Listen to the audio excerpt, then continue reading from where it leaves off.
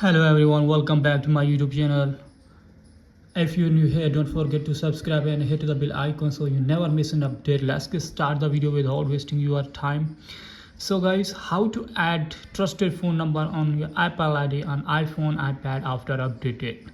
So guys, let's get start the video without wasting your time. So first of all, open settings on your iPhone and iPad and then tap on profile icon Apple ID. Now we can see his new appear on screen and then tap on sign in security.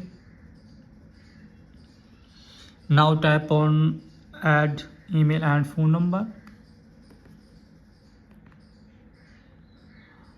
Now here's three options: access email address, new iCloud email and phone number. Now tap on phone number. Now